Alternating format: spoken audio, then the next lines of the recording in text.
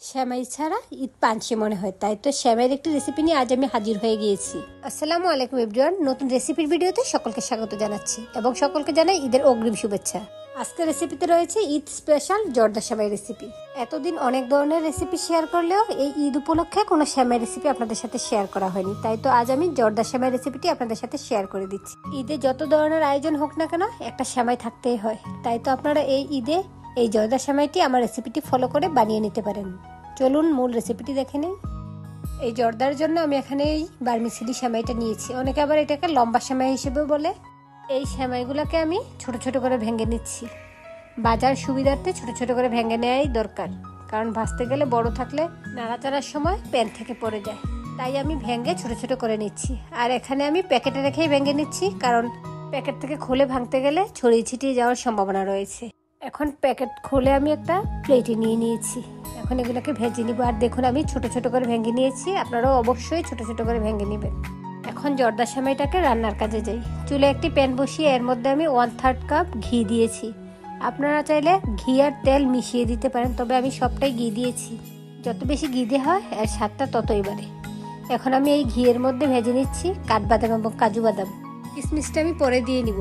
এই কাঠবাদাম ও কাজু বাদামটা একটু ভাজা হয়ে গেলে তারপর আমি কিশমিশটা দিয়ে দিব, কারণ কিশমিশটা দেওয়ার সাথে সাথে এটা ফুলে উঠবে আর পুড়ে যাওয়ার সম্ভাবনা থেকে যায়, তাই কিশমিশটা দেওয়ার সাথে সাথে আমি তুলে নিব। এখানে আমি 1 মিনিট যাবত এই বাদামগুলোকে ভেজে নিয়েছি, তবে চুলার আঁচ আমি একেবারে লতে রেখেই এগুলোকে ভেজে নিয়েছি।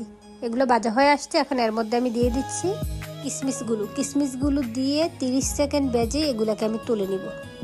এখানে আমি 1 টেবিল চামচ কাঠবাদাম এবং 1 টেবিল চামচ কাজু বাদাম দিয়েছি আর 1 টেবিল চামচ দিয়েছি কিশমিশ। এগুলো ভেজে নেওয়া শেষে প্যান থেকে তুলে নিচ্ছি। এখন একই প্যানে বাকি ঘিয়ে আমি ভেজে নিব শ্যামাইগুলো। এখন এই ঘিয়ের মধ্যে আমি প্রথমে দিয়ে দিচ্ছি 2টা এলাচ এবং 2 টুকরো দারুচিনি এবং 2টো তেজপাতা দিয়ে একটু ভেজে নিচ্ছি। মশলাগুলো থেকে সুন্দর একটা ঘ্রাণ বের হয়ে আসছে, এখন এর মধ্যে দিয়ে দিচ্ছি শ্যামাইগুলো।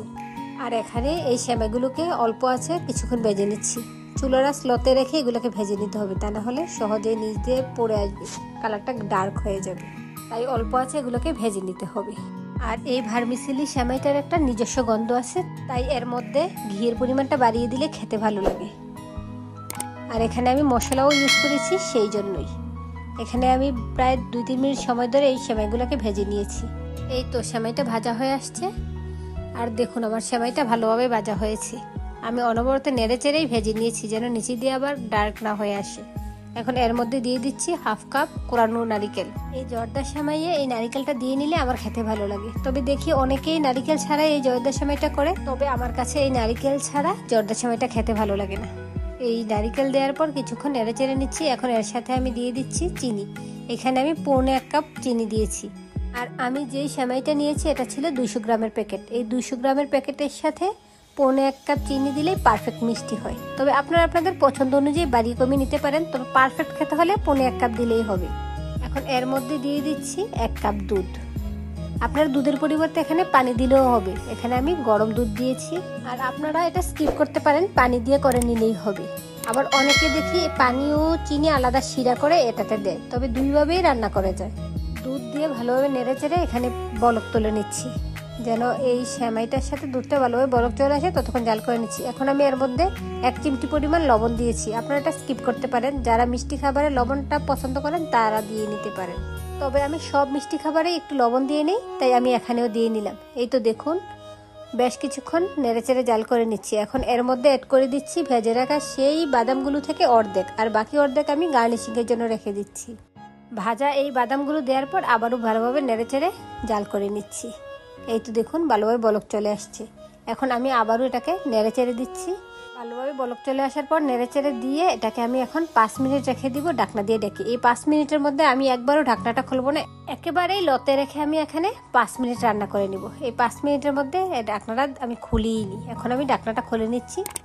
এই তো দেখুন এই জর্দা শ্যামাইয়ের মধ্যে যে অতিরিক্ত পানিটা ছিল এটা শুকিয়ে এসেছে। পানি বলতে এখানে আমি দুধ দিয়েছি, সেজন্য এই দুধটাই আমি পানি হিসেবে বললাম। এখন আমি একটু নেড়ে চেড়ে দিচ্ছি। দেখুন সেমাইটা এই মুহূর্তে একটু আঠালু মনে হচ্ছে, কিন্তু ঠান্ডা হয়ে যাওয়ার পর এটা আঠালু থাকবে না। আর এই 5 মিনিট ঢাকনা দিয়ে ডেকে রান্না করার ফলে এটা একেবারেই সিদ্ধ হয়ে গিয়েছে। এখন এর মধ্যে আমি দিয়ে দিচ্ছি 1 টেবিল চামচ পরিমাণ গুঁড়ো দুধ। এই গুঁড়ো দুধটা দিয়ে নিলে এই সেমাইটা খেতে আরও বেশি ভালো লাগে। গুঁড়ো দুধ দিয়ে নেওয়া শেষে আলতোভাবে নেড়ে চেড়ে এই গুঁড়ো দুধটা মিশিয়ে নিচ্ছি। ভালোভাবে মিশানো হয়ে গিয়েছে, এখন ঢাকনা দিয়ে ঢেকে রেখে দিচ্ছি। এটা ঠান্ডা হয়ে আসলে আপনাদেরকে সার্ভ করে দেখিয়ে দিব। এই তো দেখুন, মাশাল্লাহ এই শাহি জর্দা সেমাইটা পারফেক্টলি রান্না হয়েছে আর একেবারেই ঝরঝরে হয়েছে। আপনারা ভিডিও দেখে বুঝতে পারছেন কতটা ঝরঝরে হয়েছে। আপনারাও কিন্তু আমার এই রেসিপিটি ফলো করে এই শাহি জর্দা সেমাইটি বানিয়ে খেতে পারেন। এই ঈদে এই জর্দা সেমাইটি বানিয়ে সকলকে চমক লাগিয়ে দিন। একেবারে এই ঝরঝরে হয়েছে। পারফেক্ট ও ঝরঝরে এই শাহি জর্দা সেমাইটি রান্না করতে হলে আমার রেসিপিটি পুরোপুরি ফলো করুন, তাহলে আপনাদের এই শাহি জর্দা সেমাইটিও একেবারেই ঝরঝরে হবে। আর আমি চিনিটা যে পরিমাণে দিয়েছি আপনারাও সেই পরিমাণে দিয়ে নেবেন, তাহলে পারফেক্ট মিষ্টি হবে। এখন আমি ছোট ছোট 2টা বাটিতে করেই সার্ভ করে নিচ্ছি। যারা ভিডিওটি দেখছেন ভিডিওটিতে একটি লাইক দিয়ে দিন, এবং যারা আমার চ্যানেলে নতুন আছেন আমার চ্যানেলটি ঘুরে আসুন। আমার চ্যানেলে অনেক ধরনের ডেজার্ট ও অনেক ধরনের রান্নার রেসিপি রয়েছে, দেখে আসতে পারেন। ভালো লেগে থাকলে চ্যানেলটি সাবস্ক্রাইব করে দিবেন। আবার চলে আসবো অন্য কোনো নতুন রেসিপির ভিডিও নিয়ে। সে পর্যন্ত সবাই ভালো থাকুন, সুস্থ থাকুন। আল্লাহ হাফেজ, আসসালামু আলাইকুম।